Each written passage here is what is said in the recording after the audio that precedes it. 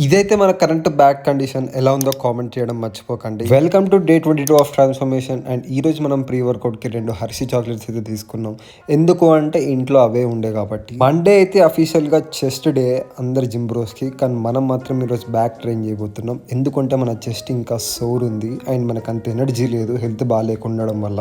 And as usual ఒక back exercise కాగానే ఒక బైసెప్ ఎక్సర్సైజ్, ఒక బ్యాక్ ఎక్సర్సైజ్ కాగానే ఒక బైసెప్ ఎక్సర్సైజ్, మళ్ళీ ఒక బ్యాక్ ఎక్సర్సైజ్ చేసి మనమైతే లాస్ట్కి పోజింగ్కి అయితే వచ్చినాం. అండ్ ఇంటికి వచ్చేసి ఒక షేక్ కోసం అయితే సరుకు సామాన్ అంతా సిద్ధం చేసుకున్నాం. షేక్ ఎందుకు అని అంటే మనం టకటక తినాలి, చాలా లేట్ అయిపోయింది. షేక్ తాగేసి మనం ఈరోజు గుడికి వెళ్ళాం. గట్టి నాప్ వేసినాం. వేసి లేవంగానే మన మధ్యాహ్నం ఉన్న ఆమ్లెట్ ఏదైతే ఉందో దాన్ని వేడి చేసుకొని తిన్నాం విత్ 3 బ్రెడ్ స్లైసెస్. డిన్నర్కి వచ్చేసి 200 గ్రామ్స్ చికెన్తో 300 గ్రామ్స్ రైస్ను కొంచెం పచ్చడితో పెరుగు పెట్టుకొని అయితే ఆస్వాదించినాం. దాని తర్వాత ఒక 200 క్యాలరీలు ఇంకా రిమైనింగ్ ఉంటే వాటిని